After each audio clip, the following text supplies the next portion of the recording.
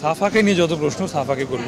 If you want to be like someone তাহলে মেহজাবিন আপুকে follow করো। বাঙালিদের একটা প্রবাদ আছে, প্রথমে দর্শনধারী তারপর গুণবিচারী। তো আসলে সুন্দরের সাথে সাথে আসলে যোগ্যতাটাও অনেক বেশি দরকার।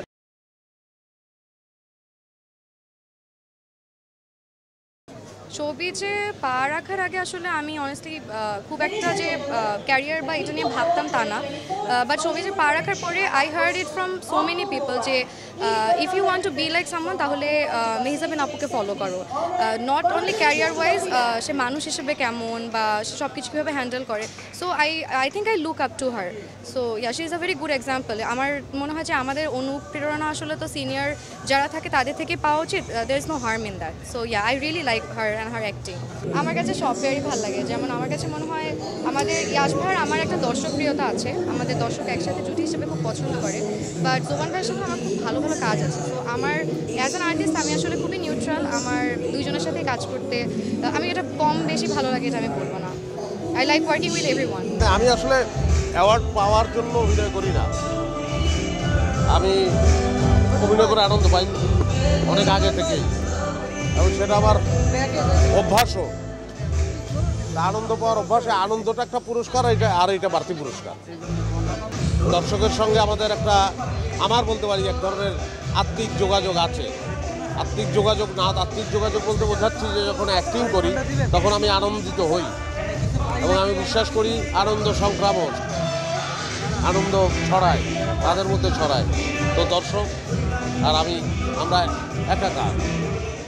আমি কিন্তু আমার ক্যারিয়ারের শুরুটা করেছিলাম গান দিয়ে, সেটা অনেক ছোট বয়সে। সেটা হচ্ছে দেশাত্মবোধক গানের উপর আমার একটা অ্যাওয়ার্ড আছে, ইন্টারন্যাশনাল একটা অ্যাওয়ার্ড আছে। বাট ওটা আসলে আমার কন্টিনিউ করা হয়নি। ওটা যখন আমার 4 years old তখন। যেহেতু গান দিয়ে শুরু করা হয়েছিল, কি গান আমরা কি 2-1 লাইন শুনতে পারি আজকে? আমার তো এখন চর্চা নেই, সো ডেফিনেটলি এখন আমি গাইলে খুব বাজে গাবো। আমি নাচ খুব ভালো পারি, যেটা আমি কনফিডেন্টলি বলতে পারি, এই তো। বাট এখন আসলে নাচার মতো কোনো সিচুয়েশন। বাঙালিদের একটা প্রবাদ আছে, প্রথমে দর্শনধারী তারপর গুণবিচারী। তো আসলে সুন্দরের সাথে সাথে আসলে যোগ্যতাটাও অনেক বেশি দরকার, কারণ সুন্দর দিয়ে আসলে সবসময় সব কিছু হয় না। যোগ্যতাটা থাকলে সুন্দর একটা জায়গা, সুন্দর একটা সব কিছু করে নেওয়া যায়। সব কিছুতে আসলে বিউটি উইথ ব্রেন থাকা দরকার। আজকে আমি যেখানে আছি সম্পূর্ণ আসলে এখানে আমার থাকার কথা ছিল, বিকজ এটাই হচ্ছে আমার ডেস্টিনি। সো আমি ভালো করেছি কি খারাপ করেছি এটা মানুষ বিবেচনা করুক। আমি আমার জায়গা থেকে কেউ কোনো সিন্ডিকেট করে আমার ক্ষতি করার চেষ্টা করেছে বা ওইটা আসলে আমি ফার্স্ট অফ অল বিলিভ করি না, সেকেন্ড অফ অল ধার ধারি না।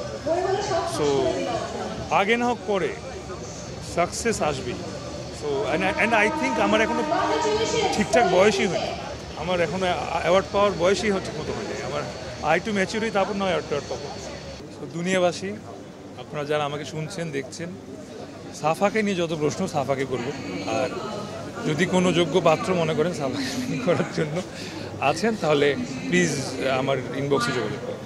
আমরা না প্রথম দিন থেকে বন্ধু হতে পেরেছি, মানে মিডিয়ায় আসার আগে যখন আমরা কাজ খুঁজতাম, আমরা যখন অডিশনস দিতাম, আমরা যখন বিভিন্ন প্রোডাকশন হাউসে গিয়ে অভিনয় করতে চাই আমাদের ইচ্ছা প্রকাশ করতাম, তখন থেকে আসলে আমরা সবাই পরিচিত এবং আমরা প্রত্যেকে স্ট্রাগলের পাশে ছিলাম। এবং এই কারণে আমি বলবো যে আসলে সাকসেস কে কতটুকু হয়েছে এটা আমরা কখনো মাপি না, বা কেউ এগিয়ে গেলে ওকে অত বার্তা দিই না, কেউ পিছিয়ে গেলে ওকে আমরা ভেঙে পড়তে দিই না কখনোই। বিকজ আমাদের ফ্রেন্ডশিপটা যখন আমরা কেউ কিছুই ছিলাম না তখন থেকে আমাদের friendship, that is the secret of our bonding. আলহামদুলিল্লাহ আমার এই ছোটো ক্যারিয়ারে আমি বাংলাদেশের সকল নাটক ডিরেক্টরের সাথে কাজ করেছি এবং সকল কো আর্টিস্টের সাথে অ্যাক্টিং করেছি। যদি ওভাবে বলি তাহলে আসলে যেহেতু সিনেমায় কাজ করা হয়নি, আমার রায়হান রাফির সাথে কাজ করার এখন ইচ্ছা আছে। আচ্ছা দেখেন, বিষয়টা হচ্ছে কাজ করা নিয়ে। যেমন আমি একজন আর্টিস্ট, আমি অভিনয় করি, আমার অভিনয়টা ভালোবাসি আমি। তো আমার কখন কোন জায়গাতে কাজ হচ্ছে সেটা থেকে ইম্পর্টেন্ট হচ্ছে ভালো করে অভিনয় করাটা।